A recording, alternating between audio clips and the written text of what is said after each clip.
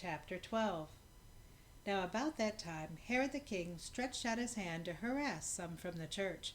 Then he killed James, the brother of John, with a sword. And because he saw that it pleased the Jews, he proceeded further to seize Peter also. And it was during the days of unleavened bread. So when he had arrested him, he put him in prison and delivered him to 4 squads of soldiers to keep him, intending to bring him before the people after Passover. Peter was therefore kept in prison, but constant prayer was offered to God for him by the church. And when Herod was about to bring him out, that night Peter was sleeping, bound with 2 chains between 2 soldiers, and the guards before the door were keeping the prison. Now behold, an angel of the Lord stood by him, and a light shone in the prison. And he struck Peter on the side, and raised him up, saying, Arise quickly! And his chains fell off his hands. Then the angel said to him, Gird yourself, and tie your sandals. And so he did. And he said to him, Put on your garment, and follow me. So he went out and followed him, and did not know that what was done by the angel was real, but thought he was seeing a vision. When they were past the first and the second guard post, they came to the iron gate that leads to the city, which opened to them of its own accord. And they went out and down one street, and immediately the angel departed from him. And when Peter had come to himself, he said, Now I know for certain that the Lord has sent his angel, and delivered me from the hand of Herod, and from all the expectation of the Jewish people. So when he had considered this, he came to the house of Mary, the mother of John, whose surname was Mark, where many were gathered together, praying.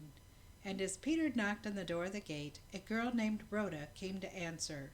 When she recognized Peter's voice, because of her gladness she did not open the gate, but ran in and announced that Peter stood before the gate. And they said to her, You are beside yourself. Yet she kept insisting that it was so. So they said, It is an angel. Now Peter continued knocking, and when they opened the door and saw him, they were astonished.